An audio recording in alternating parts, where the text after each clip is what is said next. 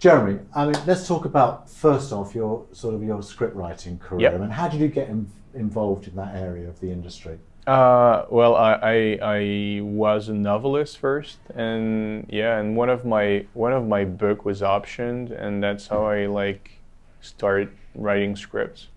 And the book was that was And optioned? the book it was my second book. It's called Balancer dans les cordes, and it was optioned. The movie got made I don't know, 4 or 5 years ago, but that was the first time that I could actually, I don't know, step into the office of a production company and touch that.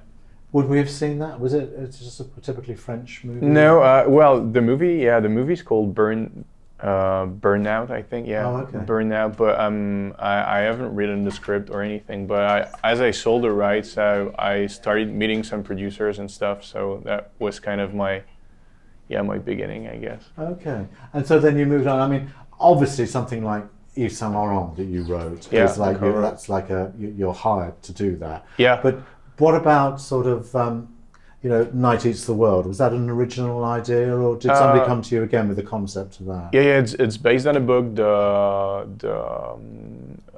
director was looking for screenwriters, so I co-wrote it as well. But I mean, it was a cool book. The concept was cool to twist like the zombie movie into an existentialist movie. So I was very attracted to the material. I had seen the shorts of the director. I thought it was really talented. So, and it was kind of original. So you always jump on original projects, even if they're risky. And that I think, I don't know. You can have bad experiences, but when it's new, you have to do it. Sure. When it seems new, you have to do it. Even if you're wrong and it ends up being a disaster, you need to do it. Yeah. I mean, I went to see Night Eats the World in Berlin. I thought, oh God, another zombie movie. But actually, it worked. It was actually a really cool one to do, wasn't it? Yeah. I thought it was a good, fun film. Well, I don't know. I can't speak for the shooting part because I wasn't there, and it must have been tough. But writing it was so much fun because it's it was like writing Robinson Crusoe, but in a Parisian building. It's it's the end of the world. Around is the sea. The zombies are the sea, and you're alone in a building. It's kind of the desert island. So I liked it. It was very fun. So it seems like to me, from what I'm saying, you like actually adapting novels. Then you don't really go out and do your own original screenplay. Yeah. I wrote a few specs, but it's always great to. I mean, what I like with novel is that it can be hard to work with some people, and when you take a novel, it's like co-writing was among the most talented writers, and I really like that.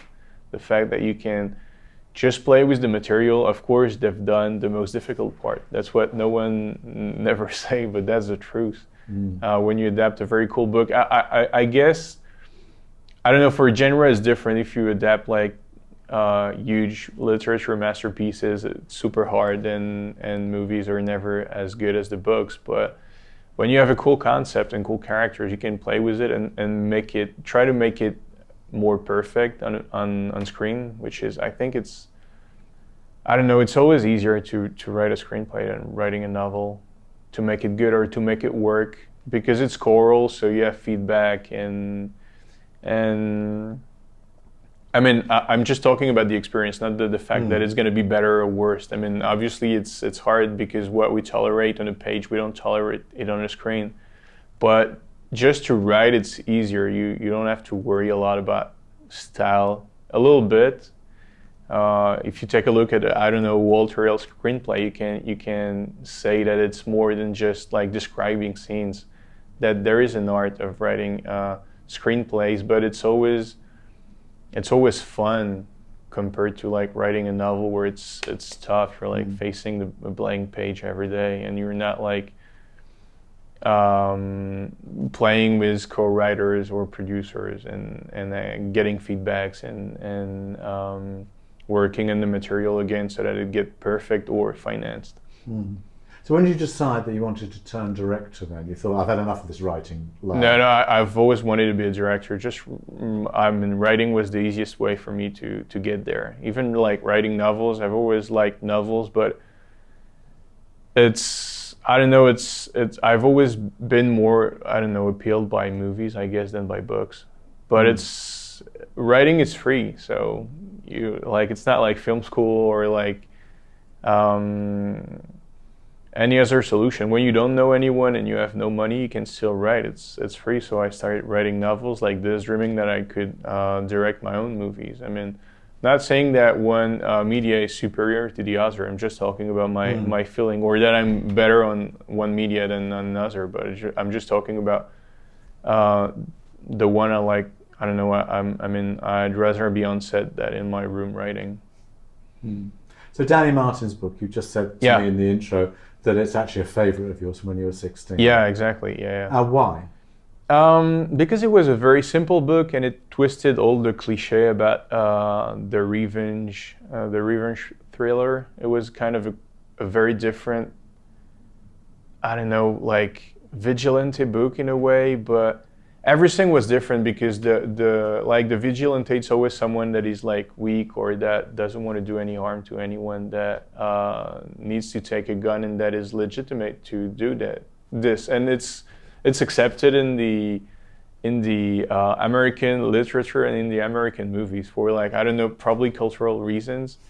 And it was like, for European, it was a very different perspective to read a book where the most dangerous guy is actually the main character, and where the villains are weak compared to him. So I thought it was a cool setup, and that it could be different than just a random genre movie.